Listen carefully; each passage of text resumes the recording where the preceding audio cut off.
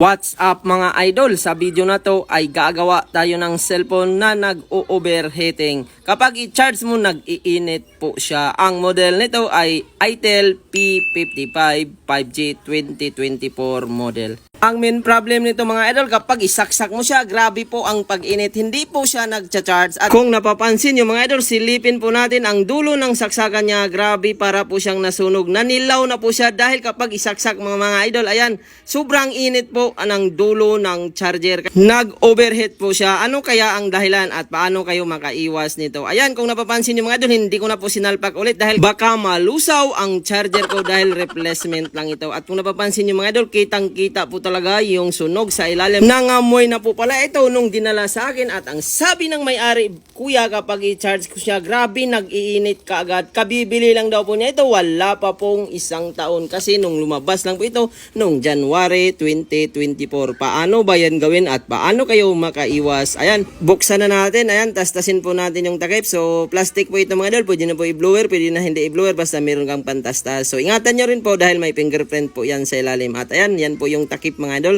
So naka-adhesive at yung camera niya mga idol, malaki po ang butas at ayan, buksan po natin. So ito po yung P55 5G model. So tingnan natin mga idol, buksan natin at ayan, ito po yung hitsura sa ilalim. Parang Infinix at Tecno lang po ang kanyang hitsura. So ayan mga idol, yan po yung ilalim niya at meron po yan screw. Tanggalin natin at mag-shoutout muna tayo dito. Ayan lahat. At sa lahat po ng ating viewers na nanonood, shoutout sa inyong lahat. At sa gustong magpa-shoutout, comment po kayo sa video. At ayun mga idol, angat po natin yung back case. Huwag nyo lang po bara-barahin pag angat dahil meron po itong fingerprint sa ilalim. Ayan, manipis po ang flex nito at kapag nagkataon mga idol na iangat nyo diretso yan ay mapuputol po ang flex ng fingerprint. Kaya yan, angat nyo po yung tape na yan. So, nandyan po sa ilalim ng tape ang pinaka-flex. At ayan, gamit po kayo ng tweezer mga idol. Tanggalin nyo po yung flex. So, ayan, natanggal na po natin yung likod. At next naman natin gagawin mga idol. Ayan, i-check po natin yung banda sa umiinit. At kung napapansin yung mga idol,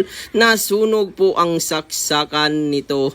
So ayan, para makita talaga natin, tanggalin po natin ang buong charging board para doon natin malalaman kung ano ba ang nangyari, bakit ito nag-overheat. At ayan mga idol, yan po yung tinatawag na charging board. Dito po nakakonekta ang pinaka-charging. At ayan, iangat natin yung guma at kung napapansin yung mga idol, nasunog po pala ang pinaka-charging pin. Ang unang dahilan nito mga idol kaya po nasusunog, ayan, kung napapansin nyo po, meron pong kalawang sa ilalim ng charging pin. Ibig sabihin, possible na nabasa po ito, napasukan po ng tubig ang pinakasaksakan at nung chinards doon po yan nag-overheat. Kaya ingatan nyo mga idol, kahit mabasa lang ng konti ang ilalim, lalo na yung saksakan dahil uusok po talaga yan. Doon na po yan magsimulang mag-overheat or iinit. Kaya ayan, tingnan natin mga idol kung ano bang nangyari, bakit siya nag-iinit. At ayan, umuusok na po pala kapag isalpak mo ang pinaka-charger. Kaya yun po yung dahilan. Kaya nag-iinit po ang saksakan ng charger kapag bunutin mo dahil nag-uusok or umiinit na ang ilalim. Nalusaw na po dahil po sa pagkakasunog. Kaya tips ko mga idol, iwasan nyo po mabasa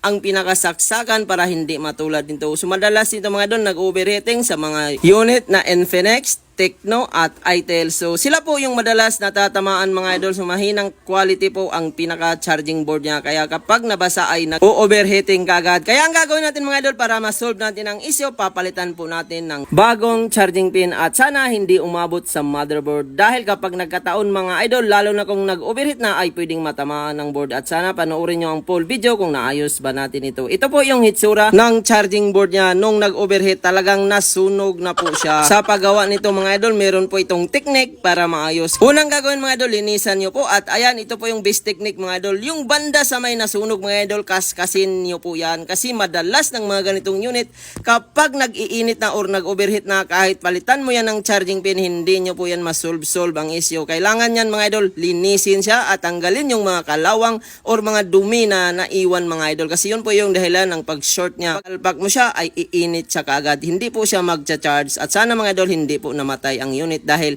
sabi po ng may-ari sa akin ito, nung dinala sa akin kinakabahan siya dahil nung pagsalpak pa lang daw niya ng charger mga idol, ang lakas na po daw ng init, nakakatakot daw po. Kaya nung dinala sa atin mga idol, pinaayos niya kagad. Dahil nung pagsalpak ko pa lang ng charger, nalaman ko talaga na nasunog ito. At yung dahilan mga idol nung pagkabasa, kasi daw naglaba daw po pala siya at hindi niya napapansin na napasukan pala ng kunting tubig ang ilalim, kaya doon po yung magsimulang mag-shortage. At ayan, ito po yung ipapalit natin mga idol. Brand new charging pin, magandang klase na po yan mga idol, matibay po ang mga ganitong saksakan. At ayan, para maikabit natin yan mga idol, naglagay po tayo ng soldering paste. Base technique mo natin yan para pag i-hot air natin yan mamaya, madali po kumapit doon sa pinaka-salpakan sa pinaka-charging board. So ayun mga idol, sa mga nagkakabit nito or hindi alam ito gawin, palitan nyo po ng charging board buo kasama ang charging pin para hindi kayo mahirapan. Pero may kamahalan po ito mga idol, lalo na kung ITEL, bibihira lang po ang pyesa. At ayan, mag-apply tayo ng konting flux.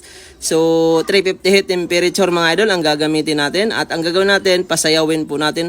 Kapag kumapit na po yan or pumasok na po yung pinakagilid-gilid ng mga idol, matik yan, papasok na yan doon sa pinaka-pin niya or kakapit na yan dahil meron na pong tingga na nakalagay yung paste kanina. At ayun mga idol, linisan po natin gamit ang lacquer thinner at ito po yung hitsura mga idol. Nakakapit po ang pinaka mga paa niya. At yung banda sa nasunog mga idol, wala po maging issue yan dahil dalawa po ang connection nito mga idol. Kabilaan po siya. Kahit matanggal mo ang kabilang mga paa niya mga idol, magcha-charge pa rin yan dahil double purpose po ang ganitong saksakan. Kung napapansin niyo mga idol, dito po banda ang nasunog, dan dyan talaga pumasok ang tubig. At ayan, install lang po natin mga idol, ibalik natin yung guma para yun po yung magsisilbing protection para hindi magalaw-galaw kagad kapag nababagsak. At ayan, huwag niyong kalimutan kapag nagkabit ka ng ganito, yung pinaka-antena. So ayan, testing na natin mga idol. Tingnan natin kung talagang 100% success rate ba kapag ganitong problema ang ginagawa natin. At kung napapansin niyo mga idol, huwag po kayong kukurap kapag nag-charge na ito ay normal na ito. Ayan, 100% tested po ang ating gawa. So, ang base technique dito mga idol,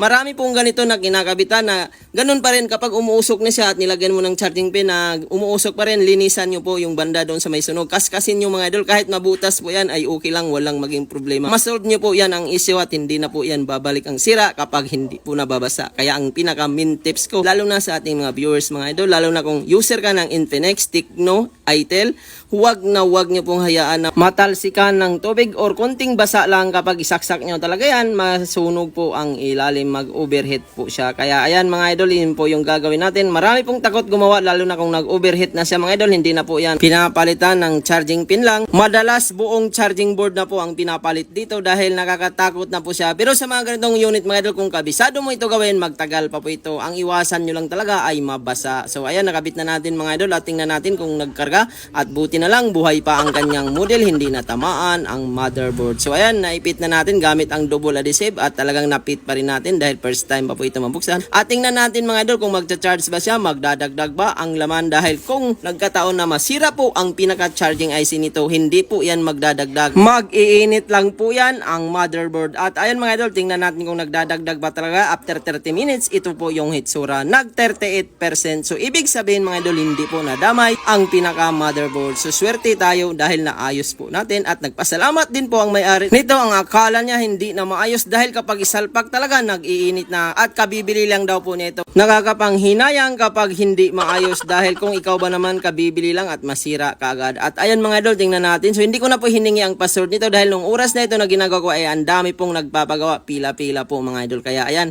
hindi ko na hiningi ang password at nakikita ko naman na nag-charge at nagdadagdag ay okay na. Hanggang dito lang po tayo mga idol. Maraming salamat po sa inyong panonood at sana isupport nyo po ang video ito at sana nakakuha kayo ng tips sa paggawa ng ganitong problema at lalo na sa ating mga viewers, ingatan nyo po na hindi mabasa ang saksakan at ito po yung pinagpalitan natin. Maraming salamat sa pan